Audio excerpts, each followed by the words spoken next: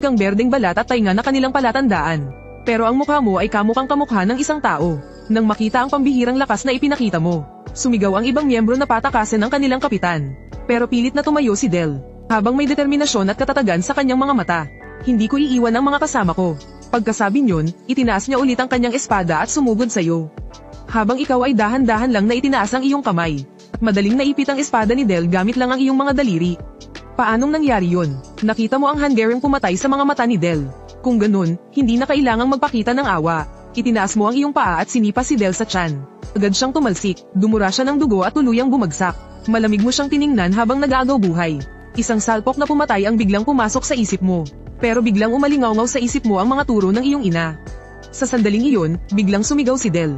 Kayong mga masasamang goblin, maghintay lang kayo. Matagal na kayong napansin ng aming Adventurers Association. Tiyak na lilipulin namin kayong lahat. Nang marinig ang mga salitang iyon, bahagyang nang inag ang punyal sa iyong kamay. Tumingala ka kay Del at nagtanong, papatayin niyo ba ang lahat ng goblin? Tama, at ililigtas din namin ang mga inosenteng banihag. Kung ganun, edi galingan ninyo. Kung hindi ninyo magagawa ang sinabi mo kanina, babalikan kita para patayin. Pagkasabi niyon, itinago mo ang iyong punyal at tumalikod para umalis. Habang pinapanood ang iyong papalayong likod, napanganga si Del. Hindi niya inasahan na hahayaan siyang mabuhay sa bingit ng kamatayan. Sumigaw siya mula sa likuran ng may pagtataka. Ano ba talaga ang gusto mong gawin, ha? Sa tingin mo ba ay kaawa-awa ako? Sinasabi ko sa'yo, papatayin ko talaga kayong lahat, mga pesteng goblin. Mas mabuti pang mag-ingat na kayo. Sa lahi naming mga goblin, may isang napakalakas na nilalang. Pagkasabi niyan, tuluyan kang naglaho sa kanilang paningin. Naiwan si Del na nakatulala sa kanyang kinatatayuan. Pinagmasdan niya ang direksyon kung saan ka nawala at nag-isip. Pakiramdam ko, may kakaiba sa goblin na yun. Pinoprovoke ba niya tayo? Buisit, hindi matanggap ni Del ang nangyari. Hindi niya kailanman inisip na darating ang araw na palalayain siya ng isang mababang uring halimaw na tulad ng goblin. Para sa kanya, isa itong malaking insulto. Sumpa niya, gagantay siya ng malupit. Samantala, sa kabilang dako, ikaw na dapat sana ay pabalik na sa lungga, ay nakita ang nag-aagaw buhay na Goblin Knight. Agad mong napagtanto na may mali. Nakalaban mo na dati ang Goblin Knight. Kahit ikaw ay hindi niya naging kalaban. Anong klaseng kalaban kaya ang nakapatay sa kanya? Tumingin ka sa paligid ngunit walang anumang bakas ng labanan. Ibig sabihin, tumakas lang ang Goblin Knight. Doong paalis ka na sana. Biglang hinawakan ng Goblin Knight sa sahig ang iyong bukong-bukong. Patay na silang lahat. Pakiusap, kailangan mong dalhin ang bagay na ito sa Goblin General. Kinuha mo ng may pagtataka ang kristal na hawak ng Goblin. Sa sandaling iyon, isang palaso ang biglang lumipad sa hangin. Mabuti na lang at mabilis kang kumilos at agad na nakatalon palayo. Sa di kalayuan, isang lalaking may matutulis na tainga. Isang elf, ang kumunat ang noo nang makita ang nangyari. Nakatakas pa ang Goblin na yon. At saka, may pamilyar na enerhiya sa katawan ng nilalang na iyon. Nagmamadali kang tumakbo hanggang sa wakas ay nakabalik ka sa lungga ng mga Goblin. Akmang hahakbang ka na papasok, pero bigla kang napalingon sa madilim na kagubatan. Hindi mo maiwasang mapakunot ng noo. Guni-guni ko lang ba yun? Hindi mo na ito pinag-isipan pa. Naglakad ka papasok sa malaking pugad ng mga Goblin. Pero pagdating mo pa lang sa pasukan ng ikalawang palapag sa ilalim, hinaranggan ang daan mo ng isang dambuhalang anyo. Tabi, napataas ang kilay ng Goblin General. Mukhang mayroon kang hindi pa ibinibigay sa akin. Bahagya kang napakunot ng noo. Tila may naalala ka. Kumuha ka ng kristal mula sa iyong bulsa at iniabot ito sa Goblin General. Kinuha ng general ang memory ore at agad itong pinasukan ng mahika. Sa susunod na sandali, nagkaroon ng bahagyang pag-alon sa espasyo sa paligid. Kasunod nito, isang bagay na kulay asul at parang screen ang lumitaw. Sa screen, lumitaw ang isang lambak. Sa gitnang bahagi nito ay may isang maliit na bahay. Sa loob, mayroong isang altar na gawa sa tumpok ng mga kalansay. Sa labas ng altar ay may isang magic circle na iginuhit gamit ang umaagos na dugo. Nang makita ang eksena, nagpakita ng pambihirang ekspresyon ng pandidiri ang Goblin General. Hindi ko akalain na darating din pala rito ang mga kadiring yun mula sa Gate of Truth.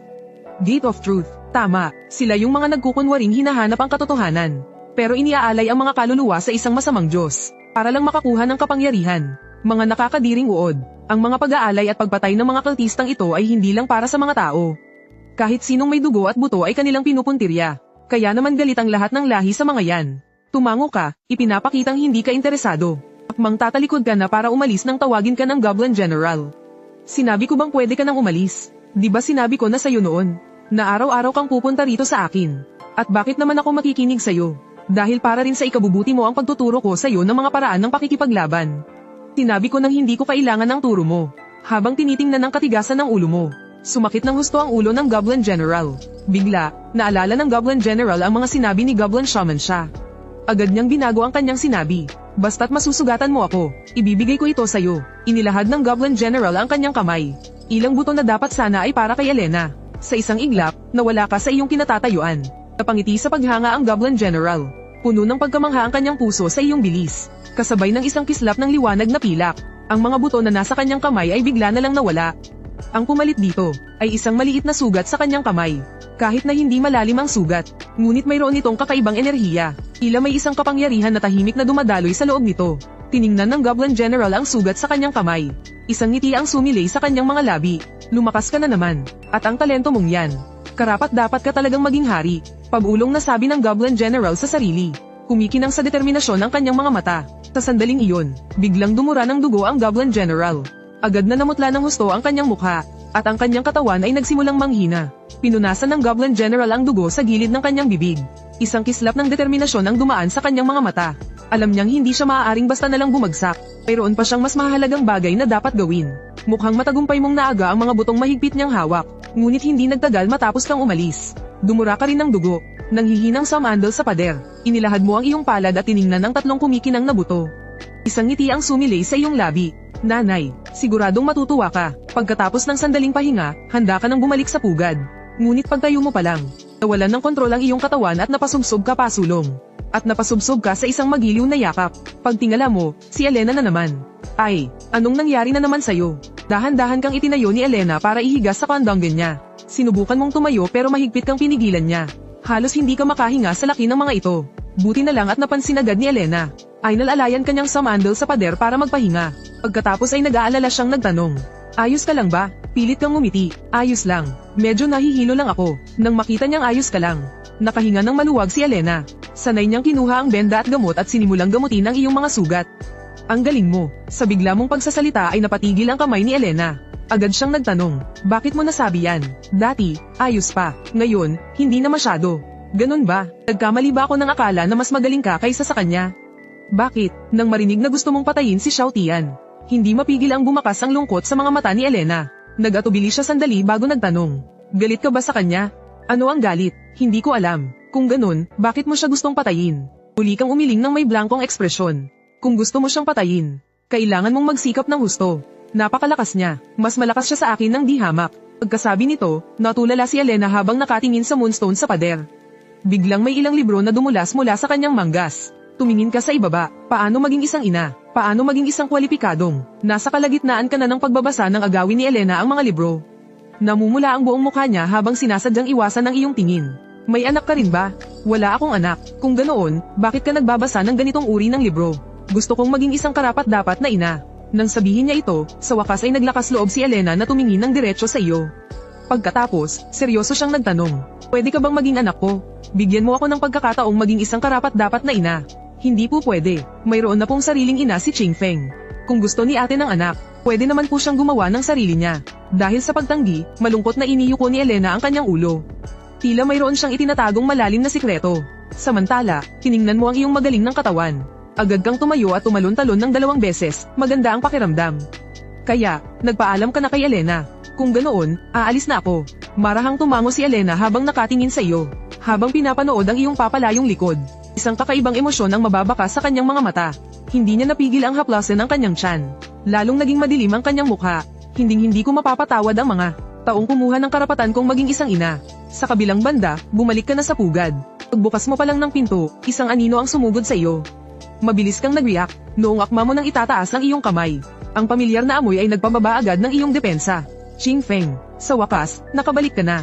Hayaan mong tingnan ka ni mama ng maigi.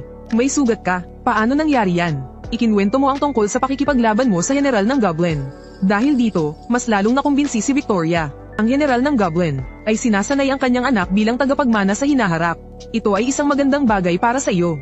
Dahil sa mundong ito, lakas ang lahat. Bigla mong naalala ang red along inihanda mo para sa iyong ina. Kumuha ka ng ilang buto mula sa iyong bulsa at ibinigay ito sa iyong ina.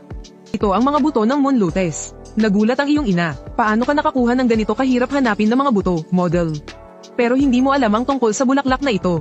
Itinagilid mo lang ang iyong ulo at nagtatakang tumingin kay mama. Ang Moon Lotus ay isang napakagandang bulaklak. Sabi sa alamat, nagdadala raw ng swerte ang mga usbong nito. Ito ang bulaklak na kinalulugdan ng Diyosa ng swerte. Gusto mo bang makita, Qingfeng? Gusto ko, pero matagal bago ito tumubo. Hindi naman magtatagal. Kailangan lang nating hayaan ang mga micro-elf na kumilos. Itinanim ni Victoria ang mga buto sa lupa. Pagkatapos ay ipinikit niya ang kanyang mga mata. Inilagay niya ang kanyang mga kamay sa dibdib. Tila mayroon siyang ipinagdarasal. Oh, mga micro-elf.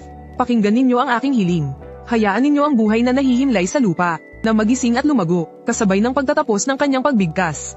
Ang dating madilim na silid ay biglang nagliwanag. Mga kislap na parang bituin ang nagtipon mula sa lahat ng direksyon. Umiikot sa paligid ng katawan ni Victoria. Hindi nagtagal, ang mga butong kitatanim lang ay nagsimulang umusbong. Nagkaroon ito ng mga sariwang berdeng dahon. At kasunod nito, isa-isang maliliit na usbong ng bulaklak ang unti-unting lumitaw na napapalibutan ng mga dahon. Sa huli, sa tulong ng pagsisikap ng mga micro-elf, ang magagandang moon lotus sa madilim na lungga ay namukadkad at nagningning sa sarili nilang liwanag. Nang makita ang mahiwagang pangyayaring ito, napasigaw ka sa tuwa. Oh, ano, maganda ba, Mama? Ang galing-galing mo talaga. Kung ganoon, gusto mo bang matuto, Qingfeng? Gusto ko, pero kaya ko bang matutunan yan? Dahil kadugo kita, Qingfeng. Siguradong matututunan mo rin ito. Dahil ang ituturo ko sa iyo ay hindi ordinaryong mahika, kundi ang sining ng mga elf. Isa itong espesyal na sining na piling mga elf lang ang kayang gumamit. Pinagmamasdan ni Victoria ang kumikinang na liwanag ng bituin na nakapalibot sa iyo. Bahagyang nakabuka ang bibig na may ekspresyon ng pagkagulat. Hindi niya inasahan na magugustuhan ng mga micro-sprite ang kanyang anak. Kahit na isa lang siyang goblin, tuwang-tuwa ka ring nagsalita, katulad na ako ni Mama. Hinaplos ni Victoria ang ulo mo. Nagpapakita ng masayang ekspresyon. Talagang may talento ang anak ko. Nalunod ka sa matagal nang inaasam na maghiliw na haplos ng iyong ina. Isang hindi maipaliwanag na kapayapaan at kaligayahan ang bumalot sa iyong puso. Ngunit ang payapang sandali ay hindi nagtagal. Isang kakaibang presensya ang tahimik na pumasok. Agad mong napansin ang pagbabago sa paligid. Mabilis mong hinugot ang maliit na kutsilyo sa iyong baywang. At ibinato ito sa madilim na sulok. Agad na may isang anino ang lumabas mula sa sulok. Aba, ganito ba kayo tumanggap ng bisita? Kasabay ng pag-alingaw ng boses. Isang kaakit-akit na anyo ang dahan-daang lumabas mula sa dilim. Nakasuot siya ng itim na mahabang bestida na yumiyakap sa kanyang balingkinitang baywang. Ang kanyang mahabang itim na buhok ay nakalugay.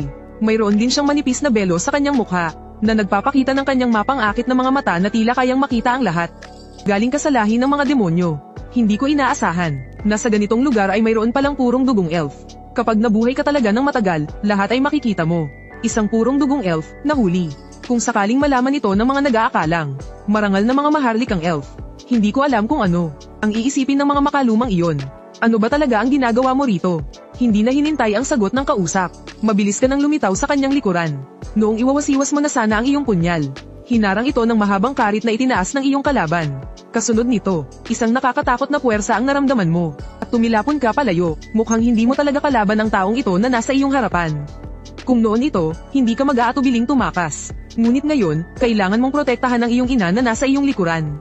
Kaya humakbang ka pa abante. Aba, hindi masama, hindi mo nga ako kaya, naglakas loob ka pang lumapit. Tingnan natin kung gaano ka talaga kalakas. Pagkasabi niyon, iwinasiwas ni Morlika ang kanyang karit, at hinatokan nito pababa. Nakamamatay ang lakas ng hagupit na ito. Biglang sumigaw si Victoria, "Huwag mong saktan ang anak ko." Sa sumunod na segundo, lumitaw ang malalabong tuldok ng liwanag sa paligid ng katawan ni Victoria. Di mabilang na berdeng baging